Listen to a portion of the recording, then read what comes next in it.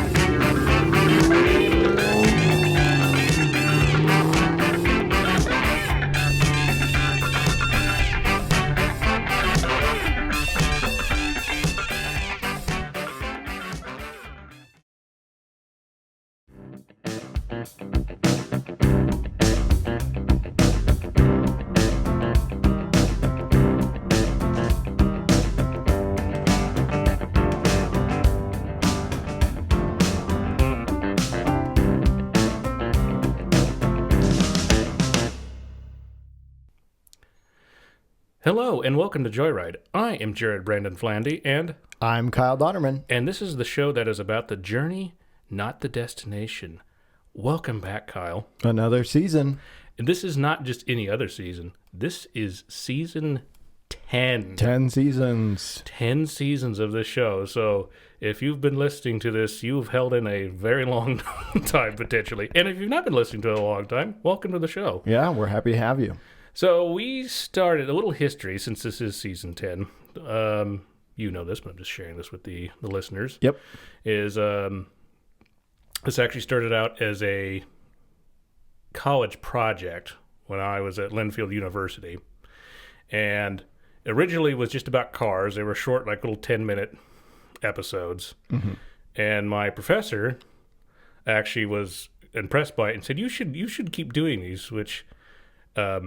coming from any professor, you know, that's a compliment. So yeah. I took his advice, and we originally were, like I said, just was cars, but then when we moved into season 2, I kind of went, I don't really want to recreate Top Gear, the Grand Tour, you know, and so I was like, let's do any kind of transportation. And so we started doing more than cars, and then we really expanded into doing adventure stories and travel aspect of things. And then you came in season 9. And it was just thefts all the way down. Well, this season we have some more exciting topics. We are going to, since this is season 10, we are going to start off with an automotive-themed season here, or themed episode. Actually, it's a two-parter. Two-parter. All right? Okay. So, and then we have another big saga, similar to the Barefoot Bandit. It's another big one. And we'll keep it there for now. We got to leave everyone hooked a little bit. What do you think? Sure. Yeah. Okay. Stay tuned. Stay tuned. But there is lots of exciting new stories and episodes coming up. So this particular one. Now, speaking of Joyride, there's a plane outside. I hear it. Yep. Wonder if it's Colton Harris Moore.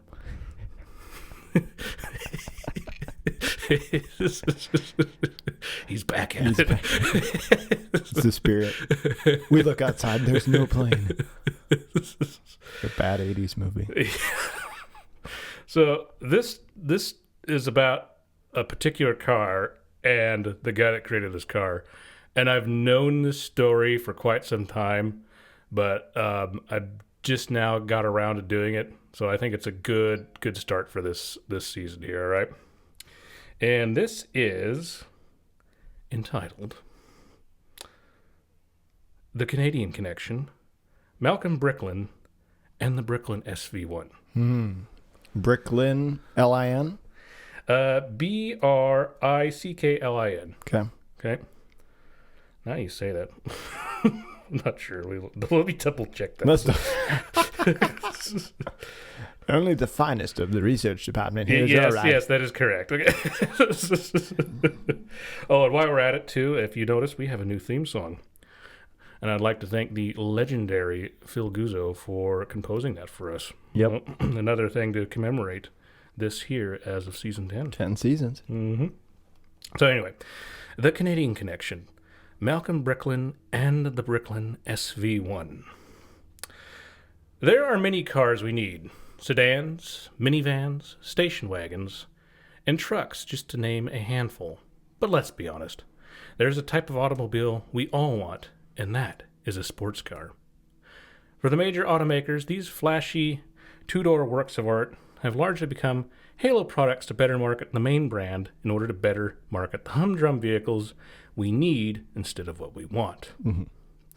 There was a time, though, when the exciting cars were a major part of the market, and even a major part of society for that matter. British roadsters and American muscle cars were simply a part of the societal zeitgeist of the mid-20th century. They were seen on TV ads every evening and were seen again in the parking lot of your local public library the next day. Fast cars were it, and just about every manufacturer made at least one model, if not more. There's a time where we were less environmentally conscious.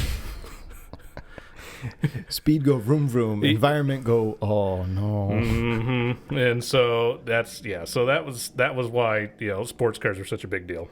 So even with some of the most famous sports cars hailing from the 1960s and the 1970s, this did not stop a young, fast-talking salesman named Malcolm Bricklin from starting his own car company. His plan? To start the first mass-production automaker since Preston Tucker himself, who in the 1940s had tried, but ultimately failed. Malcolm's mission?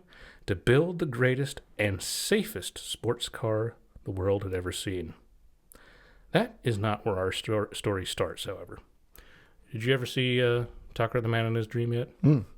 I gave you a copy. That's your homework. Yeah.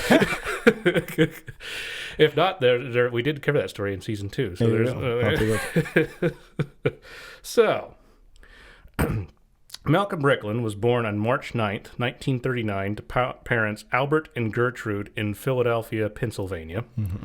His father had run a fur store. A fur store? Like, fur coats and minks and stuff like that. Okay. You said this was the 20th century, not the 19th century. This is the 20th century. Okay. But when Malcolm was 10, his father moved the family to Florida in order to run a construction supply business in Orlando. Not a lot of fur trade down in Orlando, I'm guessing. Well, it depends what you mean. I like how back in the day you could just run a fur business. Everyone was like, "Yeah, that's just the guy that runs the fur business." What is there to it? No, I mean you don't need a qualification to do anything. This here is fur. Now it's like I need you to have 2 master's degrees in order to answer phones at the front desk. It's true. And you said construction supply. Construction supply, lumber. Nails, I'm guessing. Yeah, those seem like the supplies. And it's the 3 little pigs came in, and yeah. I'm gonna make my summer home out of straw. I've been to your house. No, I've not. I have not been. His house is made of straw. I'm just joking. Oh, maybe. I haven't seen your new house. No, so my new house made of straw. So at the time, business in Orlando was booming, which became even more evident when the Walt Disney Company started developing there in the 1960s. Fortuitous. Yep. Malcolm, as a teenager, would attend William R. Boone High School. At one point, he was mentioned in the Orlando Sentinel, a newspaper, that he had served on the committee for the annual Twerp Twirl Dance. What exactly were they doing at the twerp twirl? I have no idea. Were they twirling twerps? Now, I read an entire book, watched a documentary, and some other online articles for this story, okay? And nowhere did I find exactly what a twerp twirl dance is and why it needed a committee of all things. We're going to need some twerps and we're going to need some twirlers.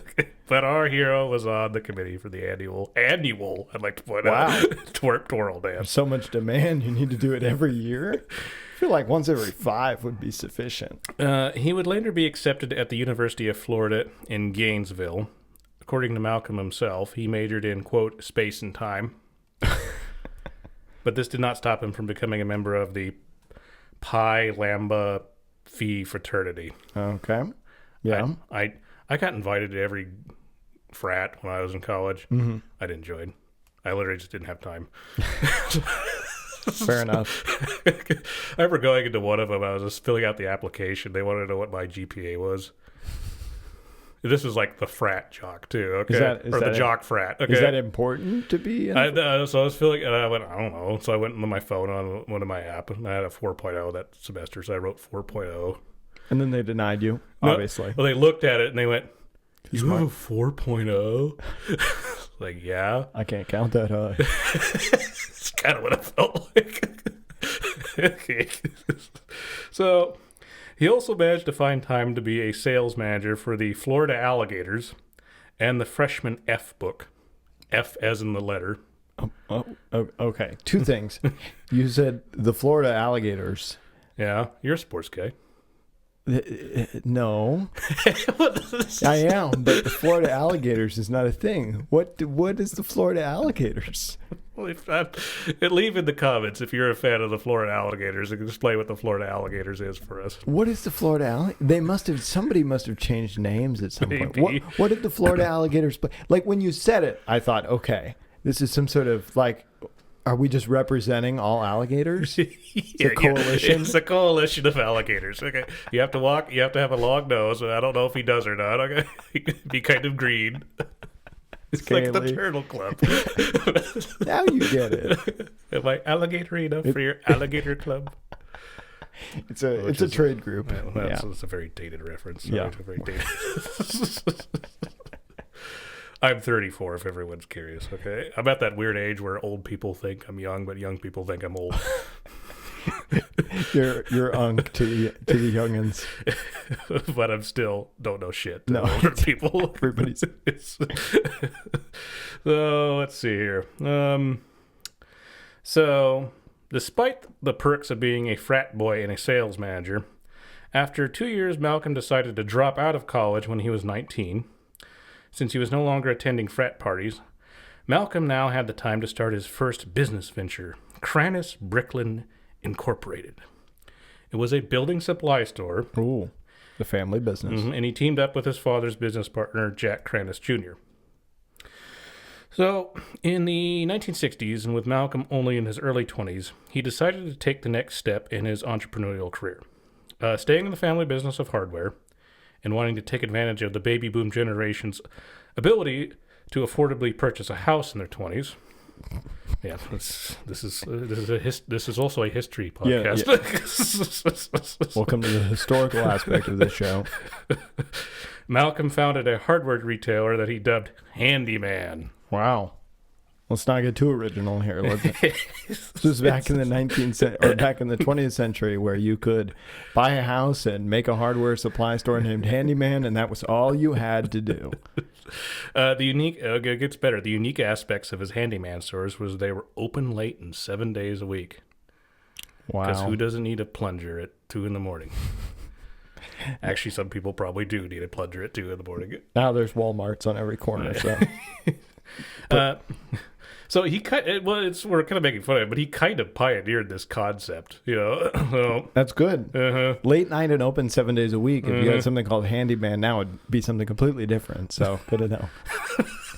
Where are you hanging out? You sound knowledgeable on the topic. What are you implying? What are you implying? Nothing. His plan was to make most of his money through franchising the locations. Okay. Mind you, this is right off the heels of Ray Kroc. Yeah, it makes sense. Yeah. Right. So after he signed up a dozen of the colorful A-frame stores in Orlando, his plan was to show more investors how well the Orlando stores were doing and then offer them a new franchise for $15,000. Okay. Other benefits the franchisee would receive were Handyman-branded merchandise and access to a central distribution center. With time, Malcolm sold franchises across the United States. Okay.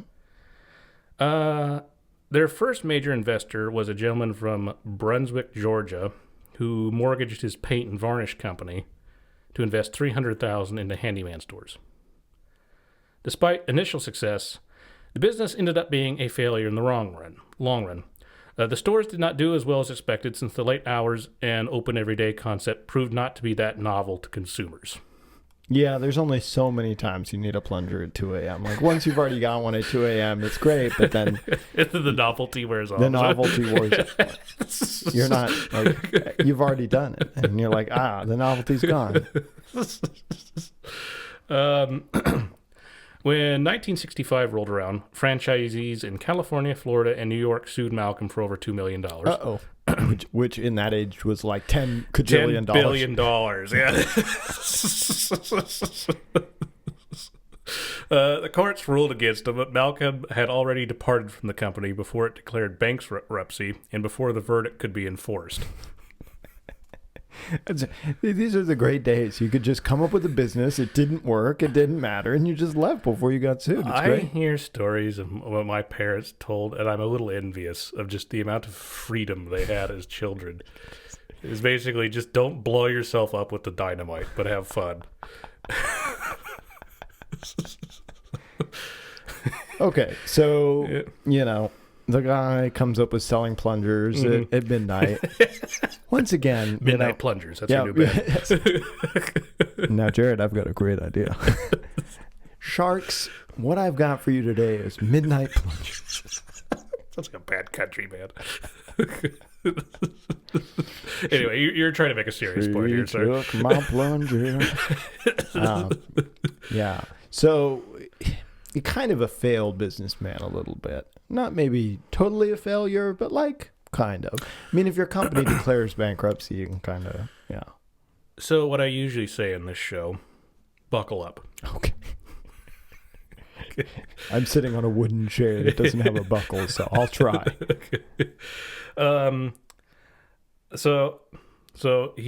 Thus Malcolm spun a yarn that he had sold Handyman for $1 million after he had formed 149 franchises across the country. In actuality, the number of stores that were opened was only 16. Oh, that's a lot less. In the end, none of this mattered since the fabrication strengthened Malcolm's reputation as a young business genius. Yeah, well. He's working it. The Midnight Plumber. Yeah. The Midnight Plumber. Get your plunger. I'm not singing into the mic. See, that's what you were doing this Singing, feeling. Yeah. With a handyman behind him, Malcolm returned home and started a new business, Universal Imports Incorporated. Okay. A relative of Malcolm's got him in touch with a Mr. David Rosen, who worked in the vending machine industry. Okay. Rosen and Malcolm got wind of a machine that was being built in Italy by the Milan-based company Innocenti. I'm assuming that's how it's pronounced. We'll go with that. The machine in question was called a Cinebox. Okay. Now, you're a TV guy. Right? It was a type of visual jukebox that would play a film along with music. Huh. Like, oh, okay. Okay. Kind of an interesting idea. It's sort of like a public TV kind of thing. Mm-hmm. Interesting. Being the 1960s, this was the time of Il Dolce Vita, or the good life. This was when Italy was starting to become the modern cultural powerhouse it is today. Gucci's becoming a household name. Fellini's making movies. Okay, you get the picture, right? With this allure, Malcolm decided to take a small gamble and head to Italy to check out the machine. Although it did work as advertised, there was a problem. Most of the films it played were largely pornographic. This would go great at Handyman's. See, maybe I'm the business genius. I'm putting all the pieces together here. Seeing little commercial potential in this, Malcolm decided to pass on the Cinebox. Such little imagination. This would have been a phenomenally successful product if it was done today. In some capacity. There's a lot to unpack there. It's like vending OnlyFans. They'd have them, like, it'd be at airports, but it'd be like at Newark and not JFK. You know, that's where yeah. So there was a silver lining to this trip, though. Italy, Germany, and Japan were experiencing economic renaissances after the war, which were largely powered by the country's respective auto and vehicle industries. One of Italy's contributions was the Vespa, the small, stylish motorcycle that was introduced to the world by inventor Enrico Piaggio. So, what a great Italian name. Mm-hmm. So Roman Holiday, Audrey Hepburn. Okay, Yep. That image. Okay. Yep. When Malcolm was in Milan, he most certainly would have seen these little mopeds buzzing their way around the city. I believe Vespa means wasp in Italian, too, I think. That makes sense, because they're kind of pests. It adds up. As luck would have it for Malcolm, Innocenti built the Lambretta brand of scooters. Okay. He made a deal that would make him the brand's exclusive import agent along with his own salary and expense account. To make the deal even more sweet, there was already 25,000 unsold scooters sitting in a warehouse in Long Island, New York. Okay. So 25,000 scooters need to be sold. They're in the U.S. now, and they need to be sold. What can go wrong? Well, with the benefit of hindsight, I imagine a lot. The number one being that the U.S. is not Italy, and Italy, the scooters make sense. In the U.S., I mean, especially nowadays, you get hit by an F-350 before you pull out of your driveway. So, once Malcolm had returned to America, it did not take him long to start selling Lambrettas out of the back of a Rolls Royce. What? Which he'd put on his expense account. Oh, okay.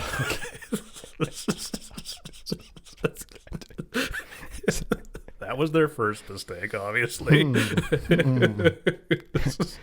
at the post-mortem report here, I think... who buys a scooter from a guy with a Rolls Royce out with a trunk or something? Can I have that instead? Yeah, I'd rather have that. You're giving me the scooter. I want that. So, with time, he had also managed to sell about 3,000 scooters to the New York Police Department, which they used to patrol Central Park. Did they really? Yeah. Why did they need 3,000 of them? That's so many. That's so many. Well, this is the 60s. It may have been fine. There was a time, because in the 70s and 80s, if you watch movies back then, New York was going through a lot of detritus back then. So Central Park was considered kind of dangerous for a time being. And the only thing that will save them is a scooter. Scooter cop. Get back here. No, don't go on the grass. I can't go there. Stop. You can only run along the path. That would make it fair.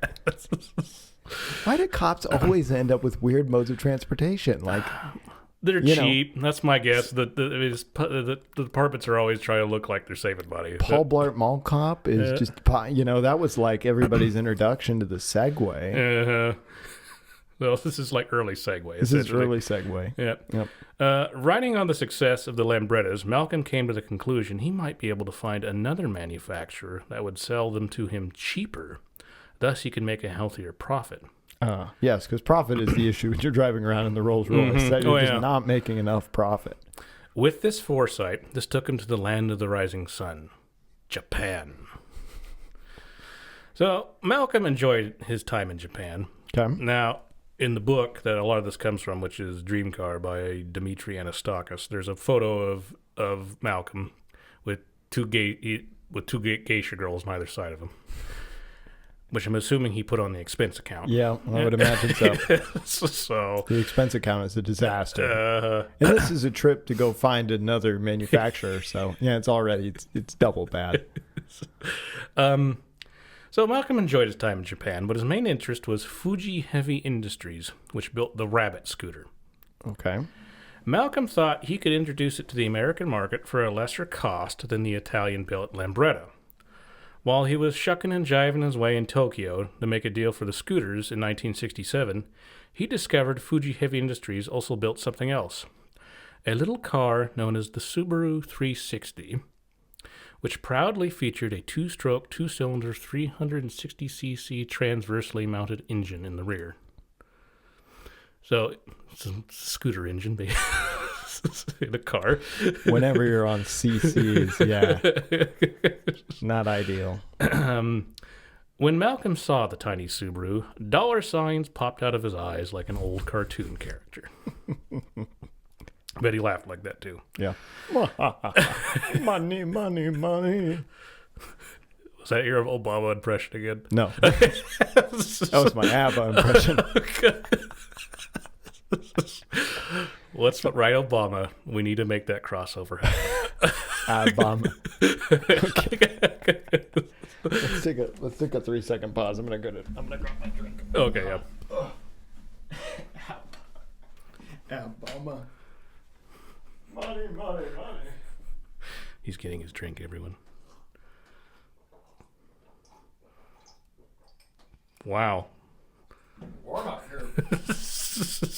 Is there any left? There's a good half. All right, let me get settled back in here. Oh, where this is all gonna be cut out. Maybe. Unless Jared does me dirty and leaves it all. I've done it before. You, the listening audience, get even more content. Okay. Okay. Okay. Okay, so let's see. Since the camel left. Okay, camel's back. Right. Old cartoon character. All right. The reason for this was the Volkswagen Beetle had become a massive hit in America, which was considered a major change in the winds since in the 1950s and the 1960s, 95% of cars sold in the United States were American-made. If Malcolm could bring the Subaru to America, maybe it would give the Beetle a run for its money. As excited as Malcolm was, the Japanese execs at Fuji were lukewarm about the idea. They were concerned about new American safety regulations, which were largely spearheaded by a young consumer rights activist named Ralph Nader, who was critical of the big three American manufacturers due to their lack of attention regarding the safety of their vehicles. He famously and infamously used the Chevrolet Corvair as an example in his landmark book, Unsafe at Any Speed, The Design and Dangers of the American Automobile, which was published in 1965. Malcolm, being the sly operative that he was, found a convenient loophole in the American safety regulations, which was the regulations only applied to cars that weighed 1,000 pounds or more. And the little Subaru that could weighed in at 960 pounds. Beautiful. With this realization, the Japanese execs decided to take the gamble on Malcolm's plan. In order to make it reality, Malcolm teamed up with Philadelphia-based businessman Harvey Lamb, whose family was involved in the furniture business.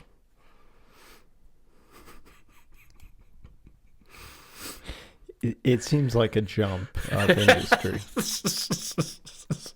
I can't say that I'm a business person, but, couches don't have wheels. Or engines. So there's a difference here. Yep. And see, audience, I speak for you in simple terms. So Harvey put in $25,000, while Malcolm ponied up $50,000 for the new venture. Again, like $1 billion now. Which would become Subaru of America Incorporated. If you've ever owned a Subaru in the United States, you have this deal to thank for that. Rolling back to the late 1960s, one of the requirements Fuji made was the Bricklin team had to purchase a minimum of 2,000 cars in the first year, and then 3,000 per year afterward. Malcolm and Harvey decided to sell the cars at $1,297 a piece, which is $500 less than the Beetle, which would bring them in a $600 profit. Okay. To make things even easier for them, they would not sell the cars directly, but instead would act as a distributor by signing up franchises to sell the cars. This took care of the sales aspect of the business, which meant they still had to tackle the advertising part of the 360. Now, if you are aware of the Subaru 360, its styling is a bit different, to be polite. Instead of denying this, Malcolm decided to run with it. Consequently, the print advertisements of the 360 proudly stated, "Cheap and ugly does it." So it's kind of like the Burger King thing you were talking about earlier. We suck and we're trying to get better. It's ugly and that's cool, I guess. So this in-your-face approach must have worked, since the firm was soon selling 1,000 cars a month. Times were so good, Malcolm and Harvey started using a company yacht, flying in private jets, and even had a 10-story headquarters in the Japanese style that included a helipad, all of which was designed by Malcolm's brother-in-law. Helipads were really in back then. Can you imagine the shag carpet this place too right now? Just full of detritus and all kinds of other, just so gross. Malcolm's office was the very example of modernity, since it featured futuristic telephone systems and a bank of 7 television sets. Wow. Uh-huh. He also hired his mother, Gertrude, to keep all the books. Took me a second. Okay, yeah. Fraud not included. Please provide your own. The money was rolling in hand over fist, and nothing could go wrong. Well, until it did. Yeah. It wouldn't be on the show. Really, that's how you know. Let's see here. The April 1969 edition of Consumer Reports declared the Subaru 360, quote, "the worst car ever sold in America." Ralph Nader also declared it, quote, 983 pounds of collapsible Japanese lantern. At least you weighed it. Sales plummeted. Yeah. Malcolm tried to persuade Fuji to let him sell a better model they started building, the Subaru FF1 Star, but they didn't go for it. They wanted Malcolm out, but he was not going to go without a fight, since Malcolm's creativity went beyond his business acumen. Yeah, that has been demonstrated. For example, when unwelcome visitors came to the Subaru of America headquarters during the 360 troubles, Malcolm had a unique way of getting rid of them. To support this, there is a story from Randall Rothenberg's 1994 book, Where the Suckers Moon, The Life and Death of an Advertising Campaign, that exemplifies this perfectly. Okay.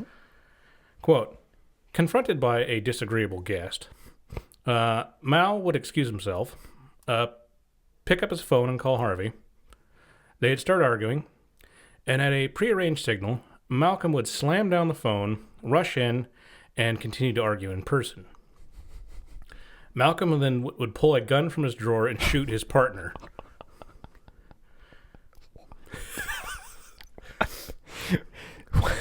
What? Hang on, I got to get my Colt 45 here. Hang on. What? The guest, auditor, supplier, whoever, would flee, never to learn that the pistol was filled with blanks. Yeah, of course it was. You think, I mean, this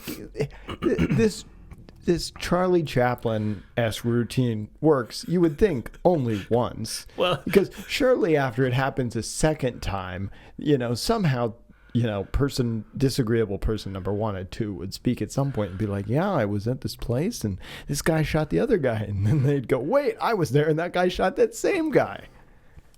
And no one reported that somebody shot somebody. Yeah. That was the thing I noticed. It's the 70s. I mean, it was like, oh, it's Tuesday. Yeah. And then scooter cops were too busy driving in circles in Central Park anyway. So, they're tied up. They got a lot going on.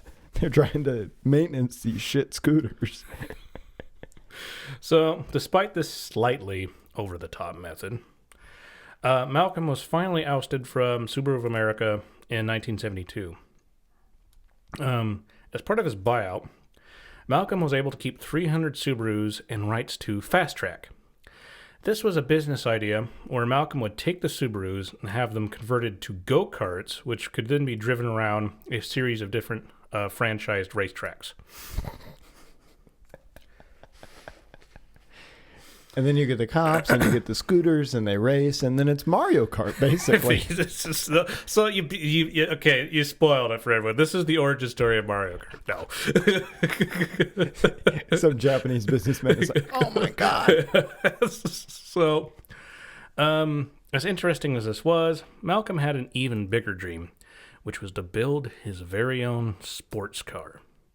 So naturally, I mean, if what you've done so far in your life is have a failed franchise of hardware stores, and then you sold what did the guy say, the worst car ever sold in America? Mm-hmm. Yeah. So if you've done that, naturally the next step is building a great sports car, I think. If I did my math correctly. I mean, it's, yeah. This all makes sense. Yeah. To him. With his unfortunate experience about the 360 not being safe, he set out to build the world's first safety sports car. Yeah, well, that's another thing. So he's trying to build a safety sports car, but the whole thing with the 360 was that it was not very safe. So what they thought was, let's race them. You caught on to that too. that was what they came up with. This dynamite's pretty explosive. It's the late 60s, early 70s.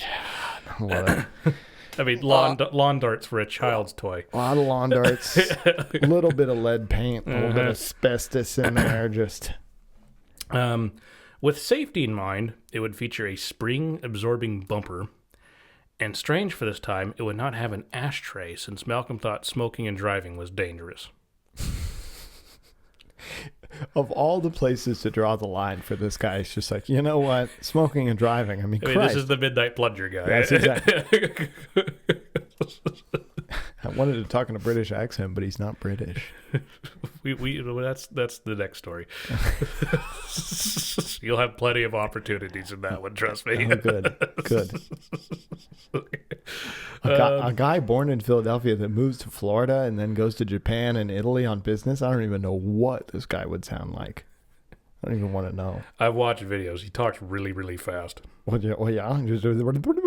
Pretty much. Yeah. Well, I mean, given his business track record, I think the best case scenario for him in some of these meetings were just to talk so fast that everybody wants the meeting to be over. Like an auctioneer, or auctioneer, or whatever it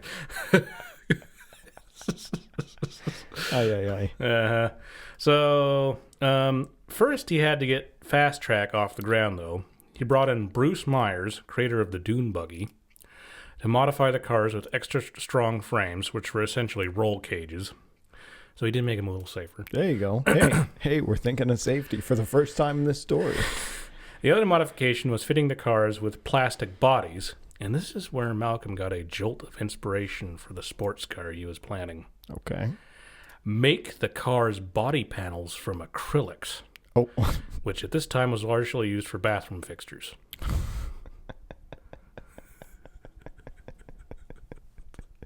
It's a natural transition. Yeah. He was thinking plastic body panels would be low cost and they could be colored from the start, which means there'd be no need to use traditional paint. What? Mm-hmm. No, Plunger Man. Plunger Man. Same thing. See, this is Mario. This is the origin of this is Mario Kart. In my head, that's what I've been picturing. As odd as this might sound today, believe it or not, this became a major selling feature of Malcolm's sports car.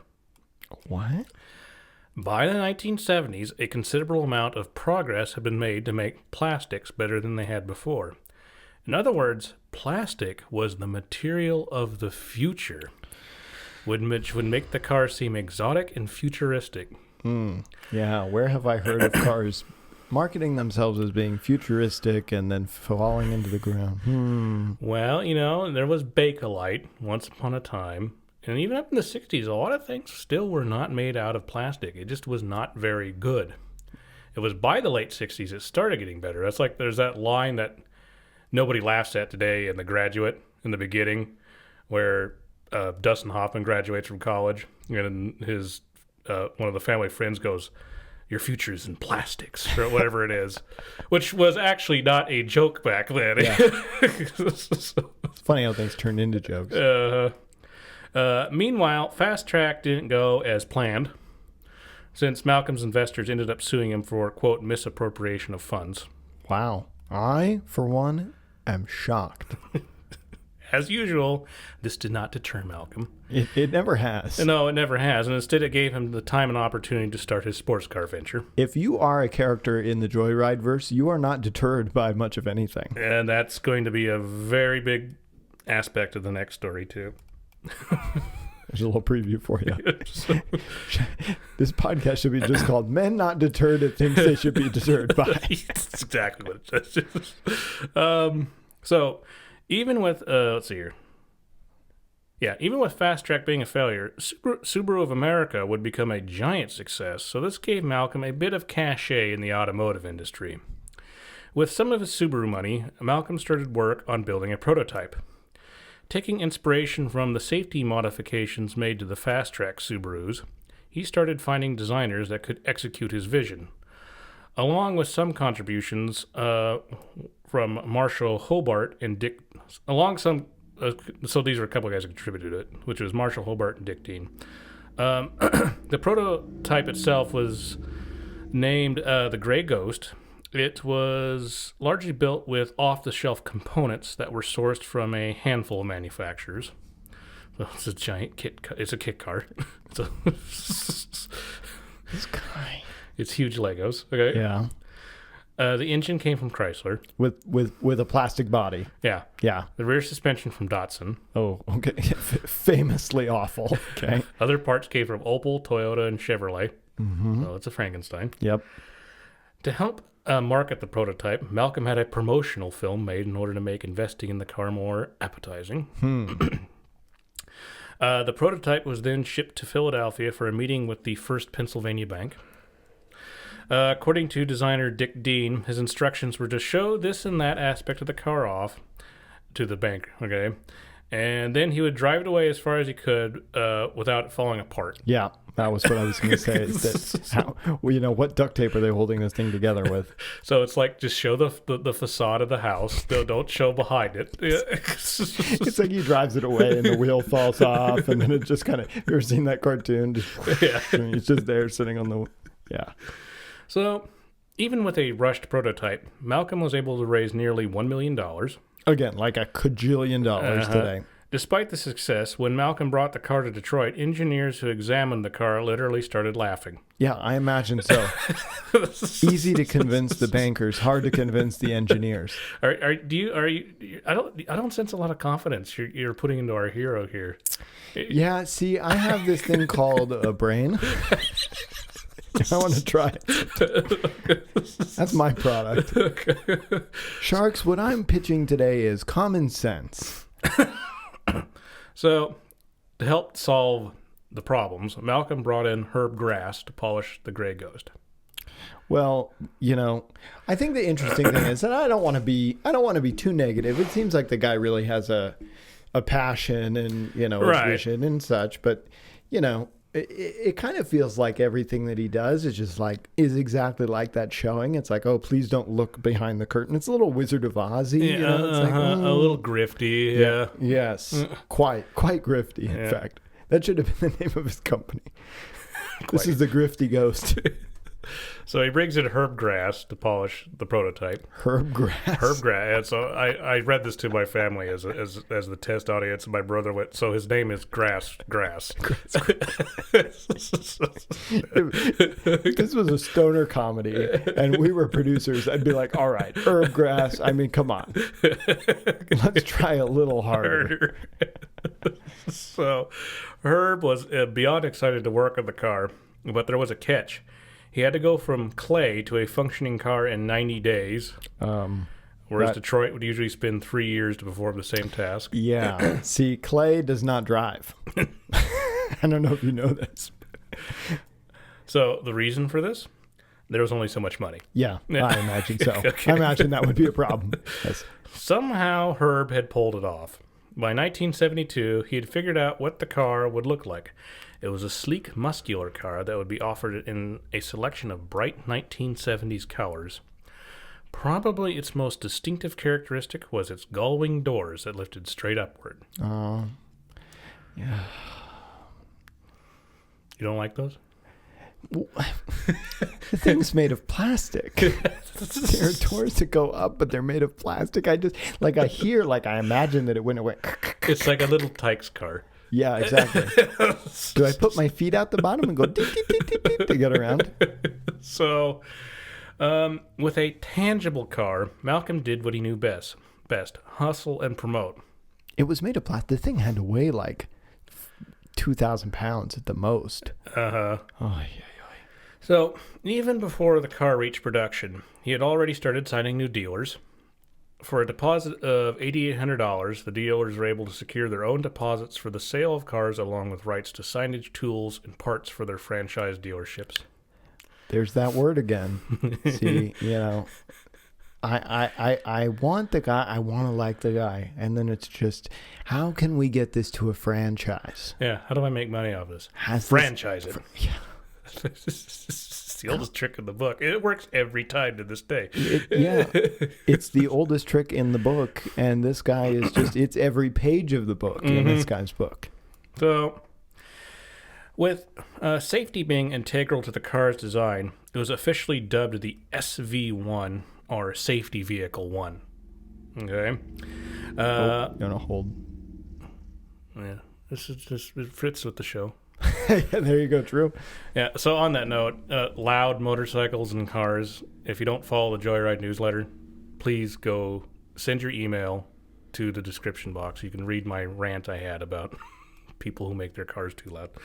It's so bad. It's so bad. My letter or the people? And you, audience, will need to determine which one it is. Yeah, it's so bad. I was over at an outdoor eating establishment, and it's like you can't sit outside in this country anymore without just being assaulted by the loudest noises you've ever. You'd think the Blue Angels were outside. We're in a soundproofed room, like a literal soundproof room, and we're still getting assaulted. It's unbelievable. I think the only place you can go is the bottom of the ocean. I'm wondering at this point. So it's the Safety Vehicle 1. Mm-hmm. So Malcolm at first bankrolled the project himself, but eventually he started a group in Lavinia outside of Detroit.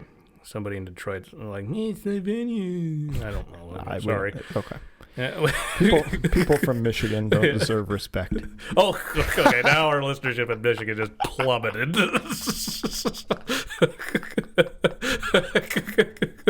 I'd like to issue an apology, Michiganders. Your university sucks, that's all. Oh. So they're going to throw those 10-cent cans at you. Which is, that's bad. I've tried the math on it. It just doesn't work. You two going to look out for each other while I go? Is that a Seinfeld? Yep. God. Yep. So that he started a group which is mostly composed of men who had worked for the Big Three. Now, building a prototype is one thing, but mass producing an automobile is an entirely other thing. Yeah. Car manufacturing is one of the most expensive business ventures one can pursue. This is because the complexity of cars and the manufacturing them have come a long way since the early days of Henry Ford and other pioneers. With this in mind, Malcolm was going to need money and a lot of it. So much, in fact, knew he was likely going to need some sort of government assistance. And at this time, there was a country that was willing to deal. Canada. Oh, Canada. I'm going up to Canada at the end of the month. I'll go ask some provincial government officials about, you remember this? And they'll say, what the hell are you talking about, E? Are you a newfie? Because it's kind of Canadian-Irish. That's what they sound like. Our viewership in Canada just went from 1 to 0. You know, my sister's boyfriend, Peter, who's been a guest on this show, his mother's side is all Quebecois. Okay. Uh-huh. And I've never been to Quebec, and I've never in person heard a French Canadian speak. Okay. I was watching an old Anthony Bourdain where he was in Montreal. Mm-hmm. And listeners, I'm not being a smartass when I say this. A Quebecois accent sounds French Canadian. It's got the but it has the long O's to it too at the same time. It's really interesting. I have talked to a couple of people who are Quebecois, and it is sort of disturbing in the non-Euclidean sense, sort of like you're looking at Cthulhu. Sort of like, what are you? You know, your brain really can't comprehend it. I think in some ways they're more French than the French. It's a lot to unpack. It is a lot to unpack. So, back onto the car manufacturing. We're Canada. Yeah, okay. Something I want to point out is that, you know, if you want to form like a low volume manufacturers, like a Koenigsegg or a Ferrari or something like that, that is doable if you have enough investors together. Yeah, like a ton of money. Yeah, but if you're doing mass production, you're going to need government support. It's a public project. Yeah. I mean, Tesla indirectly had a lot of government support to even get it where it is at now. Well, yeah, you just start thinking about the scale of making one car, and now you have to make thousands in a day. And you need huge machines and huge buildings to put all those in. So power, utilities, water. Yeah, you're absolutely correct. So, in some regards, Malcolm's timing was ideal. The Canadian government, after World War II, had been investing in high-tech fields to bolster the economy. With Windsor, Ontario, just across the river from Detroit, and the American-Canadian Auto Pact lowering the cost of tariffs, also historical. Canada was not inexperienced when it came to the business of building cars. The next episode of Joyride is about the Smoot-Hawley tariffs. Little do you know. Other foreign manufacturers had also used Canadian labor. Volvo had opened a plant in Halifax, Nova Scotia, and Renault had constructed a factory in Quebec. Big surprise. Now I'm thinking about this. For my own curiosity, what would be the largest Canadian auto manufacturer at that point? Was there even a the American ones had plants there, I know Chrysler for certain has had one in Windsor. So yeah, like Ford, GM, Chrysler, they had plants in Canada. And that is a good question. My guess is those would have been probably some of the big ones. There wasn't one off the top of my head that I could come up with, so I kind of figured. It wasn't like the maple syrup mobile or anything. Sorry, Canada. These maple things, syrup mobile. they just come out and once they're already out, you know. So this is another Shark Tank pitch of yours. Think maple syrup and think a car at the same time. The tires are just a bit sticky for extra grip. Okay. Okay, this show hit a very low point right now. Think about it. It's downforce, but brought to you by glucose. Okay?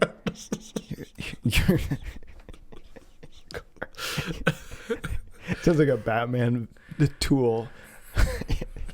That's the bat. Well, he got so excited about this, listeners, that he just literally punched his microphone. Yep. Okay, we're good. Okay, we're gonna stick to the script Canadian for a little bit. banks hit me up. Okay, so so the Renault had constructed a factory in Quebec. I got corrected by somebody once. It's Quebec. And I'm like, no, it's French. You say it like a K. It's whatever you want it to be, dear listeners. Canadians, it's okay. Look, it's okay. So it is if you're outside and you say Quebec, fine, because nobody should stop you. You're not in there. Fair enough. Okay, so the Renault plant shut down in the early 1970s. Where is Renault from? France. Okay. Renault. Oh, yeah. Okay. Yeah, all right. And there's also Peugeot. I'll tuck that one away. Right, yeah, with the little lion. Citroën. Let's just list off French car brands for the next 30 minutes. Alpina. That's it. You're going to do what with what? Sorry. That's literally all the French car brands. Well, and Bugatti, excuse me. Yeah. Okay. Speaking of small, the list is done. Yeah, that's it. That's it. Any of them have plastic frames? Weird. No, they don't. Anyways. Idiot. So, with the Renault facility no longer in use, Malcolm heard opportunity knocking. Consequently, he started pitching his ideas to the powers that be in Ottawa in 1973. He even toured the Renault factory, but then cold turkey had to be discussed when the question of how much money would be needed. Malcolm said he would need $7.6 million. Okay.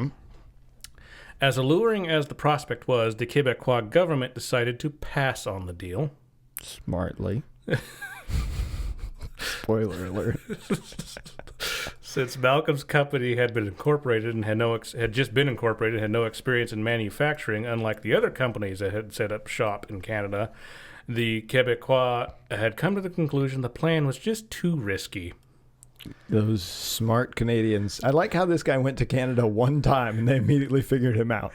You know, he traveled all across the world and they're like, this guy's a good businessman. And then he goes up to Quebec and they're like, yeah, no. These Canadians. Oh, no. Canada, I give you too much credit. It's also been thought there was some concern about Malcolm running a major corporation since he was only 34 at the time. Oh, well. Sorry to you, then. You know. Again, it's back to that. Just okay. You don't know shit still. Yeah. You're not 18 anymore. You're 40 and you're too old to do anything. You're 34. You're too young to know anything. It's a very small range. It's very awkward. Yeah, it's a very small range. You're catching up behind me though, so good luck. Pulling the ladder up. Luckily for him, though, there was an interested party in the nearby province of New Brunswick. Oh. New Brunswick doesn't have that many people. Seems not like a good place to have a lot of cars. New Brunswick is one of the small maritime provinces in eastern Canada.